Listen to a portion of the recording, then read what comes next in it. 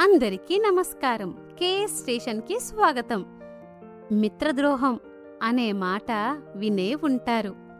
కానీ ఒక్కోసారి స్నేహితుడు కావాలని ద్రోహం చెయ్యకపోయినా వారిలో ఉండే అతి ఆశ వల్ల మన ప్రాణాలకే ముప్పు రావచ్చు. అసలు ఒక పేను తన పాత స్నేహితురాలైన నల్లిని నమ్మి ఆశ్రయమిస్తే ఏం జరిగిందో తెలుసా? వినడానికి వింతగా ఉన్నా ఇందులో దాగి ఉన్న జీవిత సత్యం మిమ్మల్ని ఆశ్చర్యపరుస్తుంది. ఒక అద్భుతమైన పంచతంత్ర కథను ఈరోజు మనం తెలుసుకోబోతున్నాం. రండి విందాం. ఒక అందమైన రాజభవనం. అక్కడ మహారాజుగారి పడకగదిలో ఒక చీరపేను ఎంతో కాలంగా నివసిస్తుంది. అది చాలా పద్ధతి గలది. రాజుగారు గాఢ నిద్రలో ఉన్నప్పుడు మాత్రమే ఆయనకు నొప్పి తెలియకుండా కొద్దిగా రక్తాన్ని తాగి హాయిగా బతికేది. ఒకరోజు సాయంత్రం పేను దగ్గరికి దాని పాత స్నేహితురాలు నల్లి చుట్టంచూపుగా వచ్చింది. అరే నల్లిబావా, ఎన్నాళ్ళయింది నిన్ను చూసి. ఎక్కడి నుంచి వస్తున్నావు? ఎలా ఉన్నావు అని అడిగింది. నల్లి నీరసంగా, ఏం చెప్పమంటావు స్నేహితుడా, బయట తిండి దొరక్క అల్లాడిపోతున్నాను. నీ అదృష్టం బాగుండి ఈ రాజభవనంలో స్థిరపడ్డావు. ఈ ఒక్క రాత్రికి నీతో పాటు నన్నుండనివ్వు.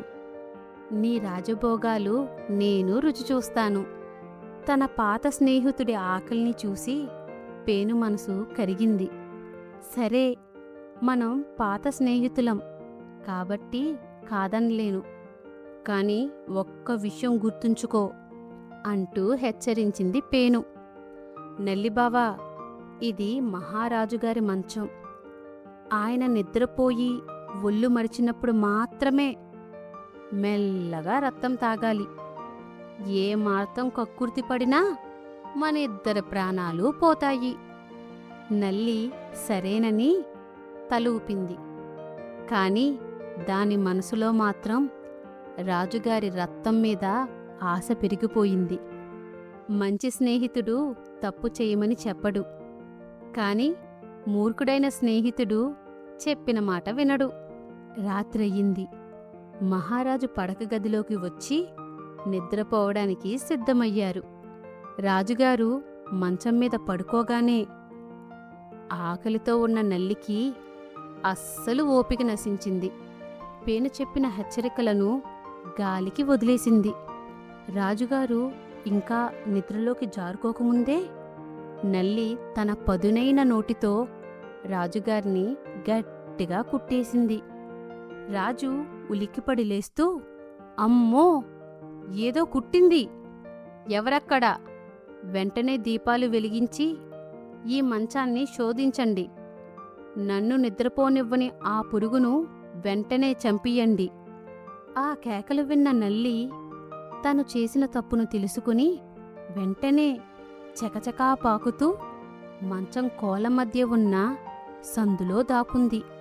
కాని పాపం, ప్రశాంతంగా ఉన్న పేను మాత్రం భటుల కంట పడింది. అదుగో దొరికింది అంటూ భటులు ఆ పేనును పట్టుకుని నలిపి చంపేశారు.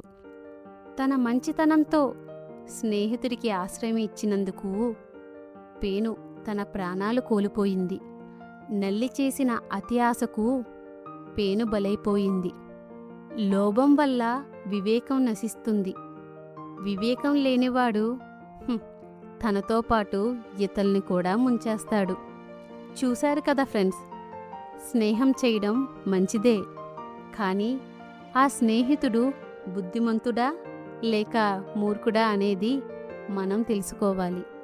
లేదంటే ఆ పేనులాగే మనం కూడా చిక్కుల్లో పడతాం. దుర్జనుడితో స్నేహం పాములతో చెలగాటం లాంటిది. ఈ కథ మీకు ఎలా అనిపించిందో కింద కామెంట్లో చెప్పండి. మా కేఎస్ స్టేషన్లో ఇలాంటి మరిన్ని మంచి కథల కోసం ఇప్పుడే సబ్స్క్రైబ్ చేసి బెల్ ఐకాన్ నొక్కండి. వచ్చే వారం మరో మంచి కథతో కలుద్దాం.